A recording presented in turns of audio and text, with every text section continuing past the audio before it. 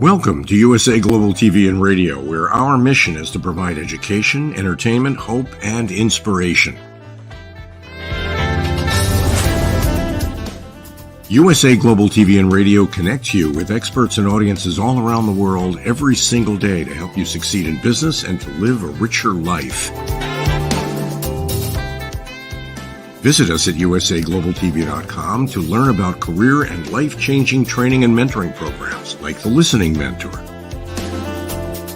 Subscribe to our newsletter to stay informed about our special programs and offers. Discover how you can become a guest on one of our shows or a host or producer of a USA Global TV and Radio show of your very own. That's USA Global TV and Radio, where the doctor is always in.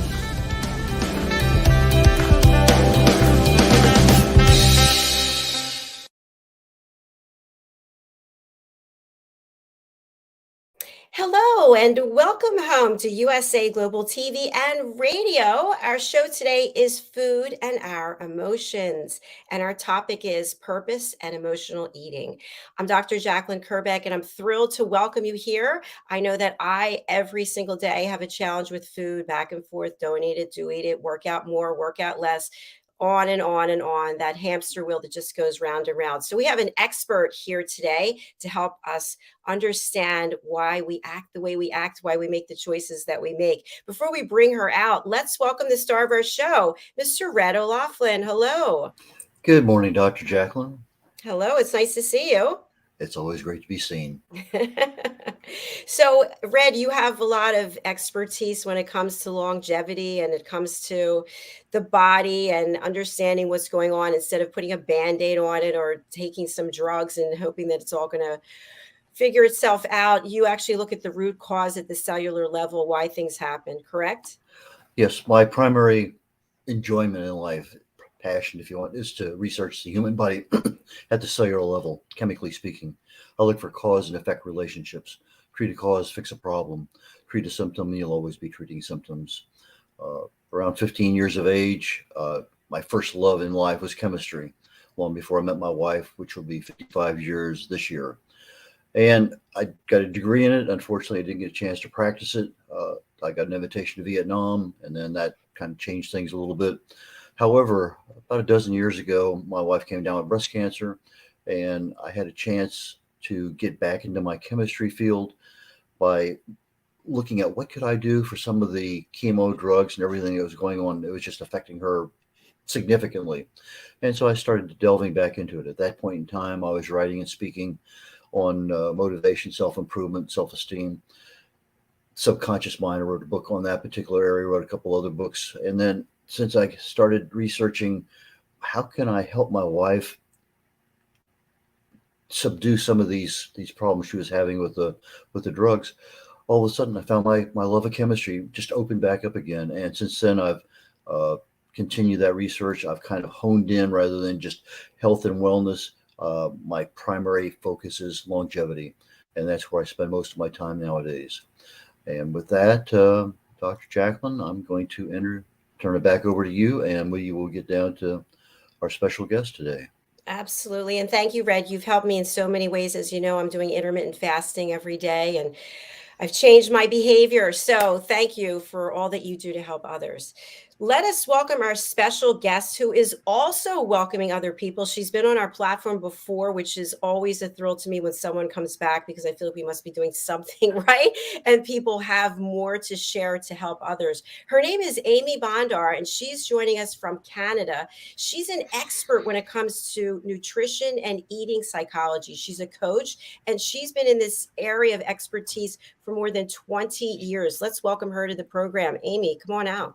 Thank you so much. Thanks so much for having me. I'm really excited to be here. This is my favorite topic to speak about. So it's wonderful to be on this show and discuss this with you both. Thank you so much, Amy. You know, you might have heard what I just shared in the beginning. Every day we have to make choices when it comes to food.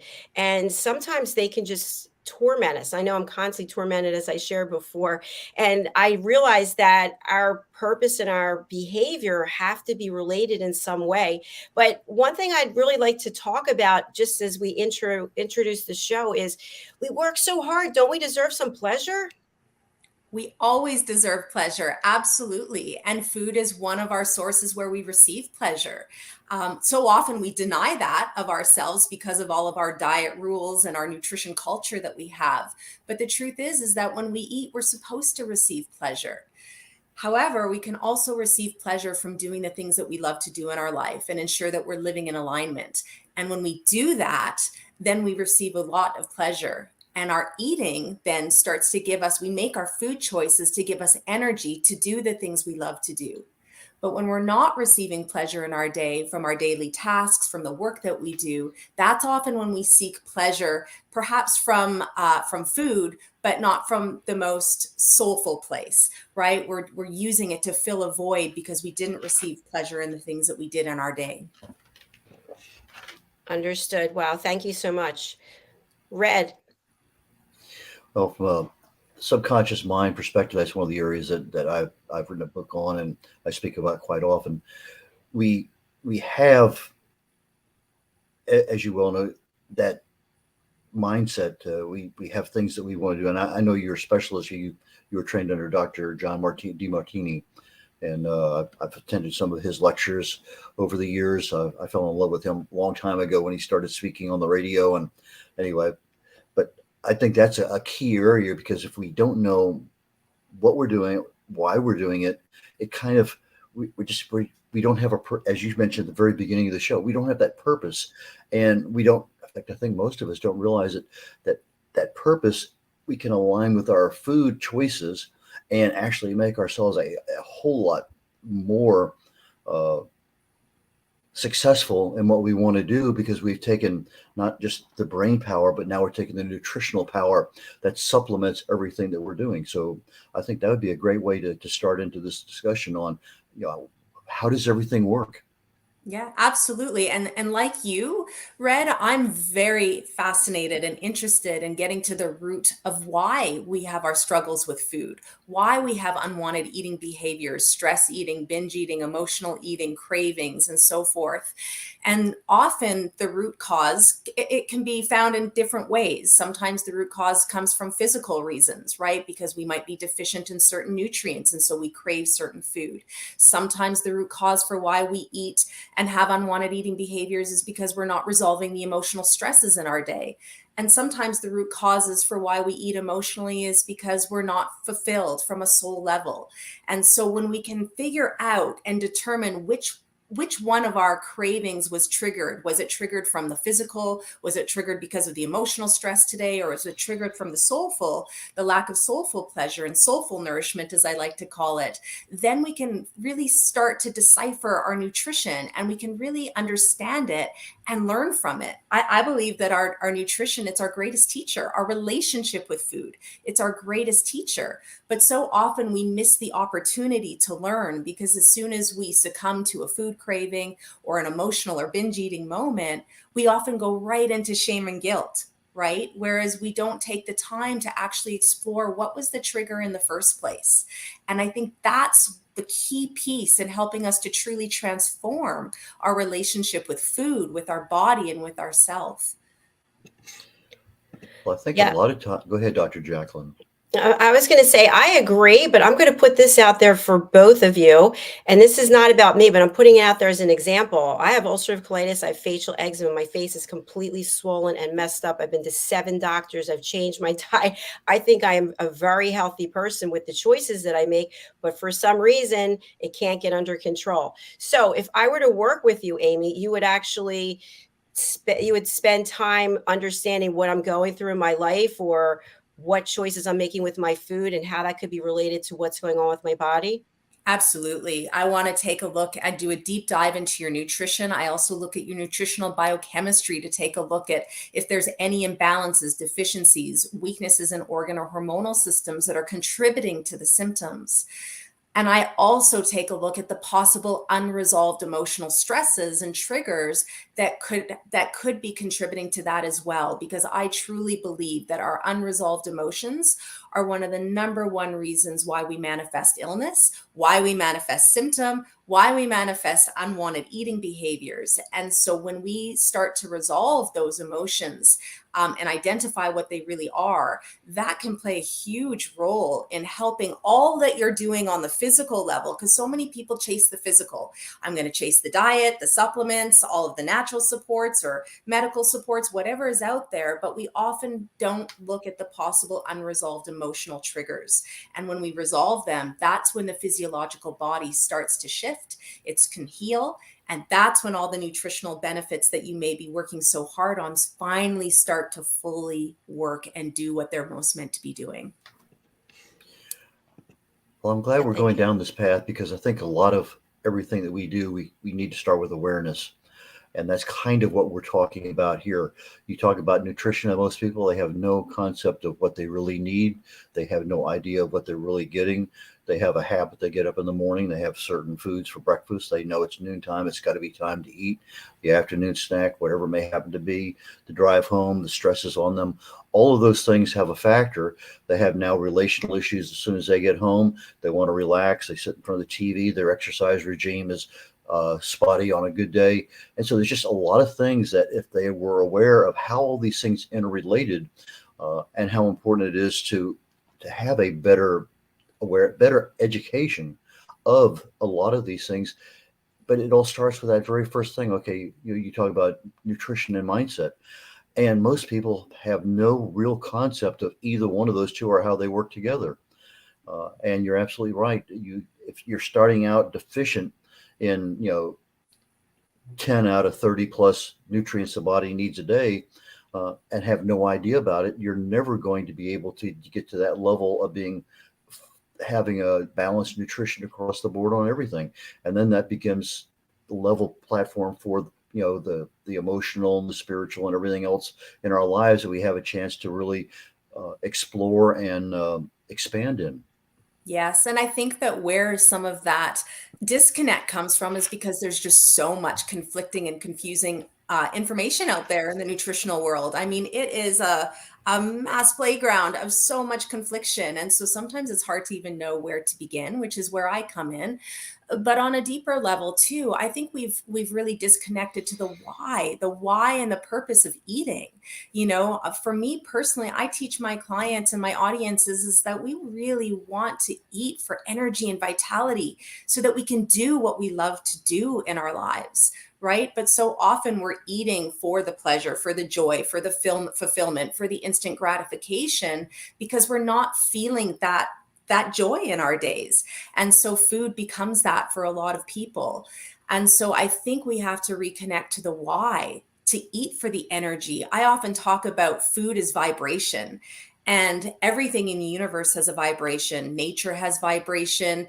Essential oils have vibration, food has vibration, and our cellular body, Red, which you know a lot about this, it has vibration. Our cells are vibrational. They emit light frequency, and so does whole natural food. And when we start to eat foods that have photons of light, natural vibration, that's what our cells start to resonate with. So the level and the quality of our energy and our vibration is absolutely dependent and correlated to the level and vibration of the food in which we eat. And if we're eating that live, colorful, whole natural food that's nutrient dense, that grows and subsists in nature, then our energy, our vibration is much higher, and we emit that out to the world. And that's what we want to connect to. It's like, where do you want to play in the game of life? How do you want to show up in the world? Do you want to be high vibration, or do you want to be low vibration? And your food is one of the things that allows you to be vibrational, but so does your purpose and your meaning in your life. And if we can get those two matched, we are very vibrational beings, and that's what we want to be. Yeah, I want to just share a couple of things. I agree with what you're saying. I think one of the challenges is, and I've shared this before, I grew up with a father who instilled food was a celebration. we're going out to dinner. We're going to be here for 4 hours. Don't bother us. We're dining. It's an event. And it was on a regular basis.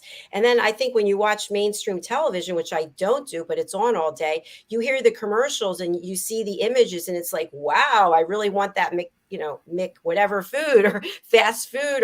And so people are thinking that it's okay because it's on a television screen. So it must be okay. And what everyone else is saying doesn't make any sense. So I feel like in society, we need a shift also to promote more about what the role is that food actually plays in our lives. Absolutely. And I don't think a lot of times that we actually taste the food we have. We just gobble it down rather than, enjoy that mouthful of food where you can chew it and you have the textures, you have the flavors, you have a lot of things in there that can be enjoyed. But when you sit down and you're done 2 minutes later, because you have other things in life that are distractions, that also becomes a habit, and we never have a chance to truly enjoy the food that we have. Or we have the exact same food every single day, the exact same breakfast, the exact same, maybe 2 proteins a week that we stick with all the time. Or if you go out to eat, you have the exact same meal everywhere because you know that it's a good meal and that's what you want, but you still blast right through that entire meal without really truly sitting down. And as you talked about, Dr. Jacalyn and your dad, you're sitting there to enjoy things. Don't bother me. We're going to be here for a while. And that's not what we do. But if you sit down and you actually, and I think as purposely as Amy would say, you purposely want to be eating the foods that are going to align with what you want to do in life, align with your body, your mindset. Those are the things that now all of a sudden we get a much better lifestyle as to what's going on in our world. Agreed. Yeah. So Amy, when you work with your clients and they come to you, is it typically a situation where their whole life has to be unpacked? Where it's just like you were a small child and this happened and that happened. I mean, I know every case is different, but is it really where someone comes to you and is exhibiting signs of something that's wrong and then you have to figure out going back to childhood? Not necessarily all the way. I mean, again, as you said, everybody is different. But yes, I am really trying to take a look at the root of why somebody is manifesting with the symptoms that they're presenting with, why they're coming to see me, or why they're having maybe weight challenges, or why they can't seem to just stick with their nutritional path because they always veer off with emotional eating or stress eating. So my job is to really take a look at what are those triggers. Was there some of the unresolved traumas and conflicts from your past? Because absolutely that can play a role in how you're doing food and how your health symptomatology is presenting. So yes, I might take a look at those things. I also very much spend time asking my clients what they do and if they're fulfilled in what they do in their day, because so many people aren't doing what they love to do. And that definitely contributes to fatigue. It contributes to low immunity. It contributes to depression, anxiety, and emotional eating. And often it can even contribute to a heaviness of weight that they carry. So I'm looking at the possible physical reasons through poor nutrition, poor nutrient intake. I'm looking at the unresolved emotional triggers, and I'm looking at the possible unfulfilled soul. When the soul is not living on path, when it's not doing what it's most meant to be doing, that's when our body gives us physical feedback through symptoms to try to get us back on path. Sometimes those symptoms are emotional eating ones as well. So our emotional binge moment might be the knock on the door to say, hey, what you did today in your day wasn't fulfilling. It was challenging your highest values. It wasn't, you're not on mission. You're not doing what you love. And so that's where the work begins. It's not in eat this, don't eat that. It's really about let's resolve that stressor. Let's look at that. Let's ensure that you're living on path and purpose so that then the relationship with food naturally starts to shift and change. I think that's a good road to go down. In fact, it looks like it's almost time for our break, but I'd like to know more about how you lead your clients through stress management, because there's a lot of ones out there, some more effective than others. And I'd be really interested to learn more about that part, because unless you resolve the stress, things are going to continue to to unwind, so to speak. Definitely. Yeah, Amy, do you want to touch on that now? Sure. So one of the tools that I use, as you mentioned, Red, is that I'm a facilitator of the DeMartini method. I've trained with Dr. John DeMartini for 20 years. And this is a very specific methodology that helps you shift your perceptions. It helps you take a look at events in your life, circumstances, people, events that have triggered you and that have contributed to your stress. And we shift it and we look at it from a different light. We use different universal laws to understand how to ask different questions to see an event in a different way. So often when something stresses us out, or if we're worried about something or angry about something, we only see the negatives of that situation. We see it as all bad, all wrong. It's disturbed us. It's created us and put us into a victim circumstance. And what my job is to do is to help show people that even in the greatest challenges, there's always blessings, teachings, growth to be had. And so as we start to equilibrate that situation, as we start to balance it and see that, yes, that challenge, that stress definitely had some negatives, but it also had some teachings, benefits, blessings, and you grew from it. If we can see and find gratitude in why that situation happened the way that it did, then the physiological body starts to relax. And when we can equilibrate the mind, we equilibrate the body. That means the nervous system starts to regulate. That means our hormones start to regulate. That means our cellular body starts to become more balanced. And when that all happens, physiological body shifts, right? We start to gain health and wellness again. So much of our stress and tensions within the body are lopsided perceptions in the mind. And when we balance the mind, we can begin to balance the physiology. So that's one way that I can help my clients start to resolve some stresses. Yeah, thanks for sharing that. I think that makes a lot of sense. Sometimes I feel like, not just with myself, but others I know well, there's that tug of war between the intellectual perspective and being able to see what the situation is and understanding the situation and seeing the pros and seeing the cons. And then that emotional component that is just going, no, I'm going to win, and kind of pulls us down. So maybe we can talk a little bit about that when we come back from the break. For sure. All right. Stay with us. We will be back with Food and Our Emotions right after this break. Imagine yourself at our very first retreat. Live, learn, teach, and inspire alongside your hosts, Dr. Jacalyn Kerbeck and Philip Sykes.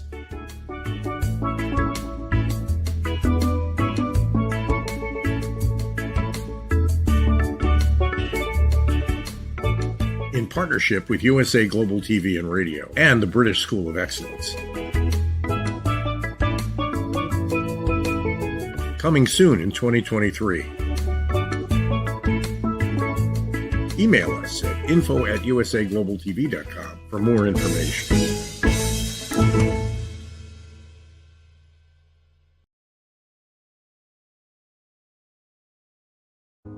I just can't take it anymore. I am so tired. I am so frustrated and burnt out. Why won't anyone listen to what I have to say? Yet I look on social media and everybody's smiling and having a great time. Meanwhile, I feel totally alone with my world rushing by. Guess what? Great news. You have a choice. You can change the dynamic by learning how to listen at an elevated level yourself through the power of listening educational courses. Can you imagine from where you are today to having a life overflowing with abundance? It's possible. Learn how to listen at an elevated level. You'll have deeper connections, better relationships, and more authentic conversations. Start today. Go to usaglobaltv.com, education, and learn how to listen. We have courses and children's books. Let's work together to learn how to listen.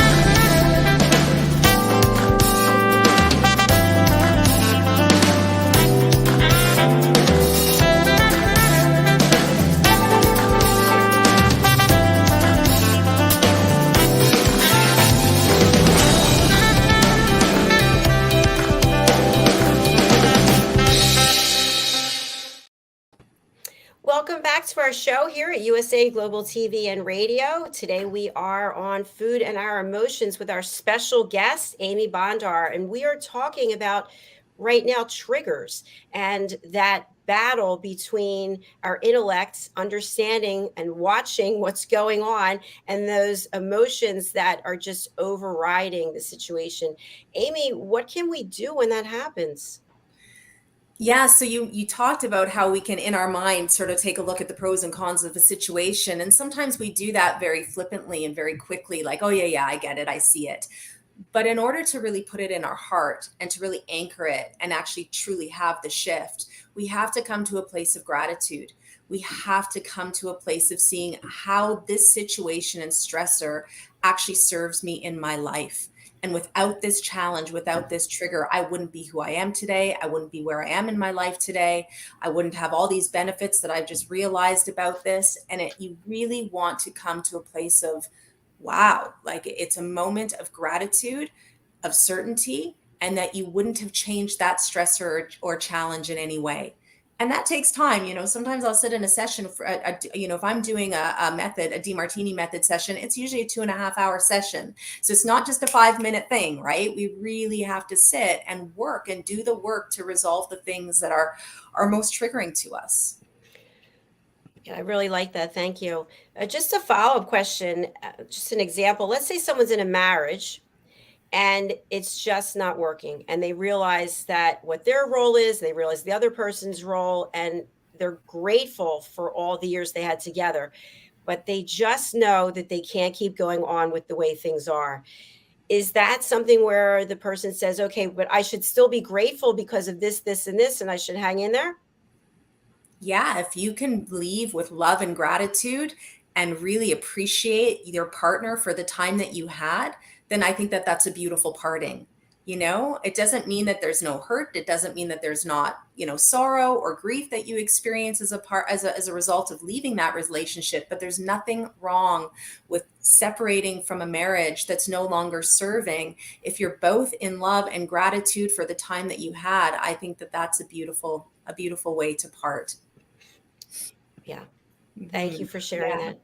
Yeah. One of the things just before the break caught a little thing in my brain, because you're talking about the events we've had in our lives that affect us.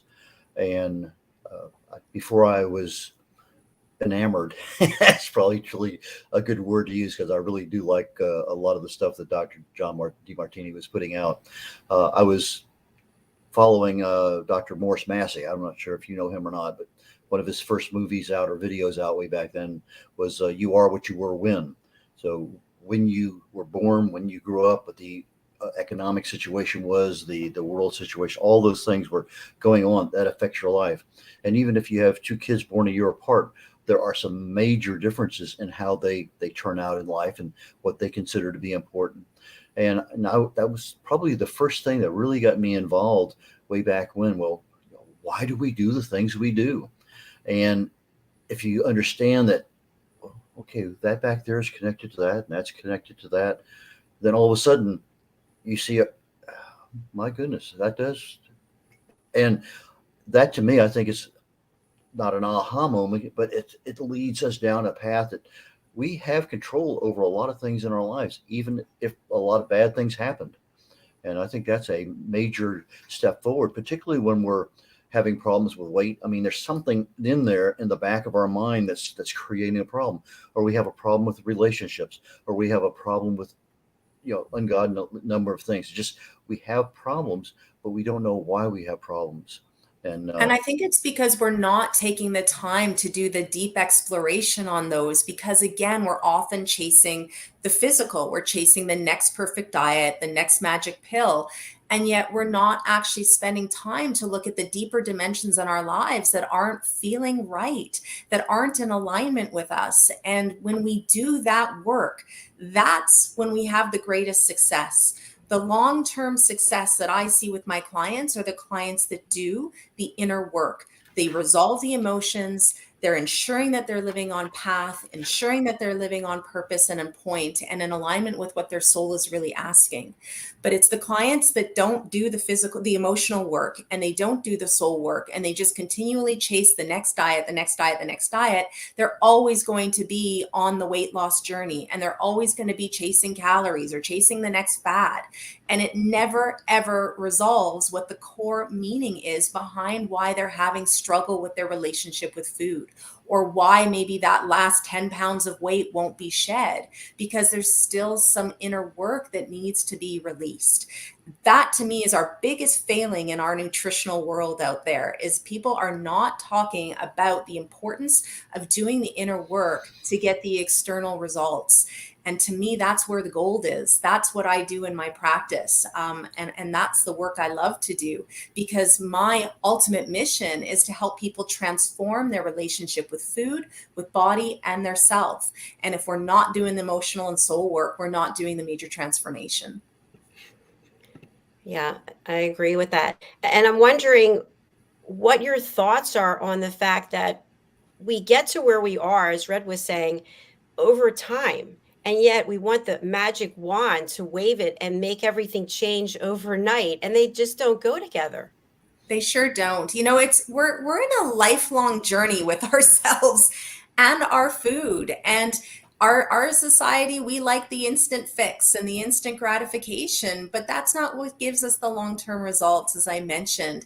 I think if we can really realize is that we do relate with food every single day of our lives. It's our longest lasting relationship. If you think about it, really from the moment that we're born, I mean, even the moment of our conception to the time of our physical death, we nourish, we eat, we have to relate with food.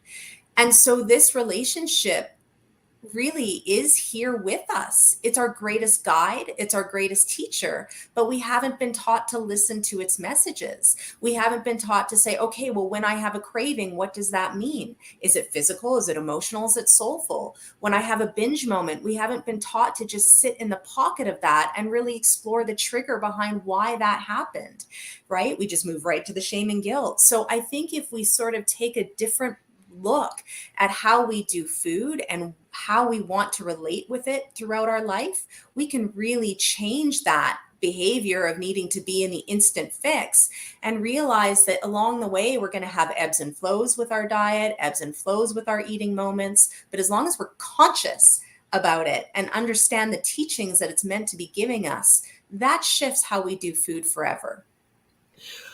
Amy, there's one thing I do every month. That's a 72-hour fast. Sometimes it ends up being 150 or more. But when I'm on that, I'm focused. I know what I want. I know why I'm doing it. And I can be driving down the street and smell Chinese food or burgers or whatever, and zero cravings. I mean, absolutely none. Yet if I'm just by myself out driving with my wife, and all of a sudden that aroma comes wafting through the car, I can feel something, and my focus is not on what that goal was for that period of time. It's just an open focus. And I'm not going to say it's a craving, but it's certainly being recognized. And there are times when I actually do have cravings. They don't last very long, but there's a reason why they occur. And those cravings, as you say, if our mindset is focused on what we want, those things come and blow right by and we never even recognize them. And I see that all the time, particularly when I'm in between my fasting states each month. It's so apparent to me that sometimes, okay, fine, I don't need that. That smells good. Maybe I'll give some thought to that. Well, you said something really interesting in there. You said when you're in your fast, you know why you're doing it. So when you're in your fast, perhaps I assume you're doing it for the longevity, because you're doing it because you really value your health. You're wanting to get to a rarefied and cleansed state. You want to make a shift in your physiological body. So you're choosing that fast from an inspired state because it's a very high value to you. Versus when you're in the car with your wife, you're probably in traffic, maybe doing a mundane errand or task that you don't really want to do. And so your vibration at that point, your lower mind is sort of acting up a little bit, right? When you're in the fast, you're in your higher mind. But when you're in the day-to-day mundane life of traffic and errands and just kind of doing whatever, then all of a sudden that aroma from the fast food starts to show up and you're triggered. Because in that moment, you're not in pleasure and joy, right? In the moment, you're like, I need some instant gratification to make me excited because this drive right now is really boring, or because I really don't want to be going out to do what we're going to be doing. And so you need the quick fix of the food to bring the pleasure. So can you see the difference that when you're in the higher minded place, and that doesn't mean you always have to fast to get up to that place, right? Often when we're doing what we love, we're in that place. When we're doing what we love, we don't crave. When we're doing what we love, we don't want emotional eating moments. We don't have them. When we're doing what we love, we're not eating stressfully. We're just not. We're eating from an inspired place. So there's a huge difference. And that's what we want to be conscious of. Am I, doing what I love? Am I using my food to give me energy to do that? Or am I doing things that I feel I have to do, I need to do, I should do, I must do? And that's very gravitational. That's not soul giving. It's not energy giving. And that's often when we start to crave those foods or give in to the temptations, because it's the joy and pleasure that we're not receiving from doing what we love. That's the distinction, I believe, Red, that we have to pay attention to. I think that all, sorry, Red, I was going to say, I agree. Yeah, you're absolutely right, because I have a list. I know where I'm going. I know what needs to be done. I know when I need to get back. I have that planned out. It's just not a willy-nilly, yes, let's go out and wander. We do that, but not very often. But when I'm, focused, okay, we need to be back. I got this at that time. I got this, whatever it may happen to be. And so that makes a lot of sense, what you said there, because I have a focus, but it's not a higher focus. It's a now focus. It's time-driven focus, but it's not an enjoyment or a goal achieving focus other than, I need these 3 items here. I need to pick that up. Those things there are a lower level, lower vibration, as you said earlier. So a lot of that does make a significant amount of difference in the way that I'm perceiving outside stimuli as I'm going through life. And so that does make a lot of sense, Amy. It really does. Perfect. Yeah, Amy, one of the topics I'd love for you to touch on, and then I invite you to come back because I don't think we'll be able to finish it in this time, is I've seen this throughout my years in working in corporate, for example. You're traveling, you're with the same people, and they've got this big bag of pills, supplements that they have to take. And yet they're having a cheeseburger with fries and a Coke. And I think to myself, I don't think that's going to cancel out that. But in their mind, they're saying, no, I take these supplements and everything's going to be all right. Yeah, I believe that our nutritional supplementation needs to be an adjunct. It needs to be to top up the good food that we're eating, not as the, what we think might be the insurance policy to, to make up for the lack of good nutrition and good lifestyle choices we're making. So yeah, I don't really agree with that, just to pop some pills to counter the choices of bad food. I think we have to find a higher reason, a higher purpose for why we're eating well, why we want to make the choice to eat well, and then use our supplementation to optimize that. But I think it's moot if you're eating poor quality food and then you're taking these supplements. It's really not going to make much of a difference for your overall longevity and health. I loved how you used the term insurance policy, because that's exactly what we do. We think, oh, I got this over here that's going to save the day if I do this, this, and this. One of the key takeaways that I have from this show today, and I thank you for that, both of you, is that we can be doing all the right things, but if we haven't addressed what's going on inside, if we have triggers that are constantly, we're reacting because of it, then it doesn't matter all the other things that we're doing, because we got to get to the root cause of the problem. Is that correct? Exactly. That's where the real work is.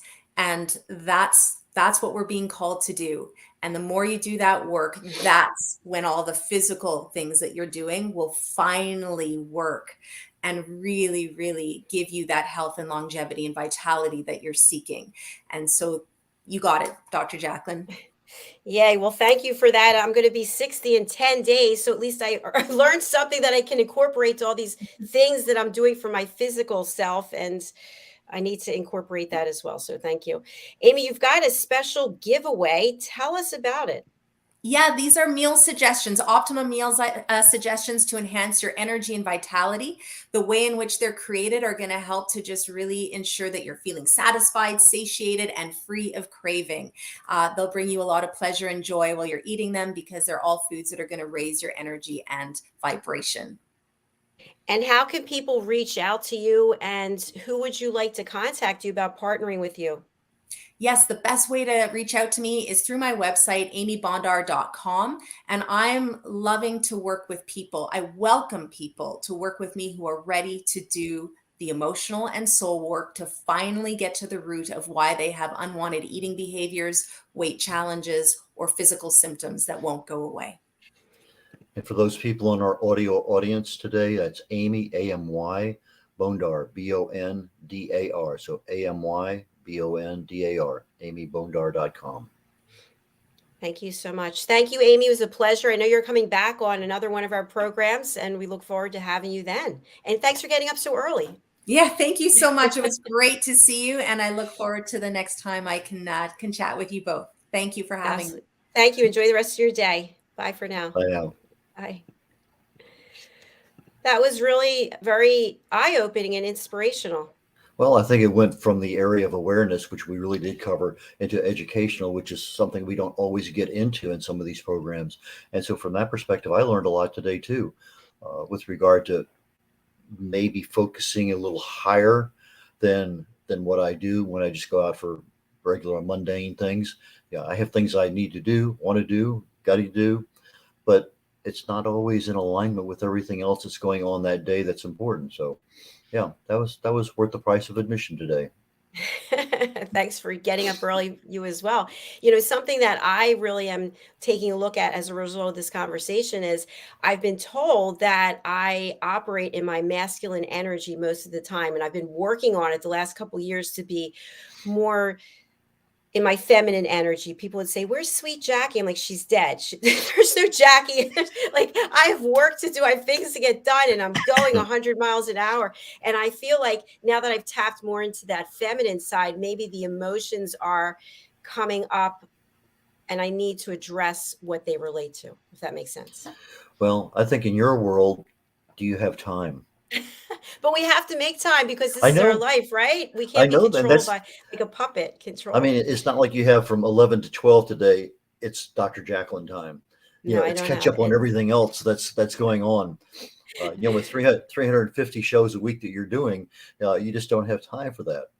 It's funny because I love my workouts. I walk twice a day, and of course I'm working the whole time, one of those idiot people texting, calling, and then I go to solid core. And before I go into solid core, I have to mentally psych myself up for the level of springs that I'm going to be using because I could get hurt if I don't do it the right way.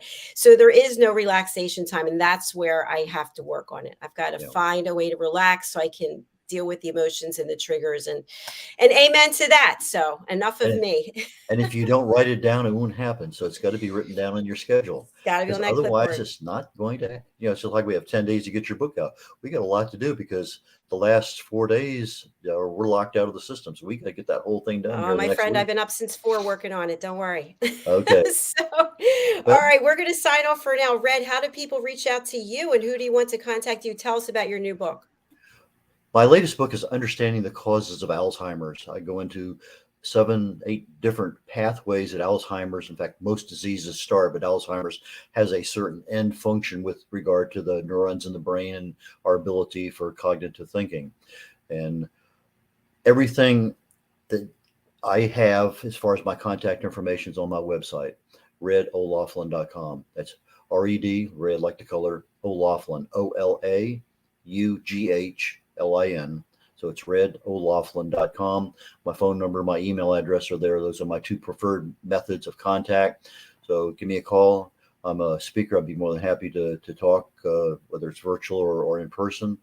The other things I do is I have books on various aspects of longevity, and I'm a researcher. I publish stuff almost quite often. Used to be every single day, but other things in my life have gotten in front of me, so I probably really need to get back to trying to publish every single day. But anyway, red.olaughlin.com is the best way to reach me, and I have another 2 shows today on the USA Global TV and Radio Network. at 1 o'clock Central, 2 o'clock Eastern. We have The Wise Ones. And then I have number 4, I believe, out of 6 on lifestyle and longevity on Talking Heads on the USA Global TV and Radio Network. And that's at 2 o'clock Central, 3 o'clock Eastern today. And so with that, Dr. Jacalyn, I'm turning it back over to you. All right. Thank you very much. Thanks, everyone, for being here. Our next show is The Corner Bookstore. We'll be back a little bit later on today, and we'll see you then. Thanks again, Amy. Thank you again, Red. And thank you to everyone watching or listening. Bye.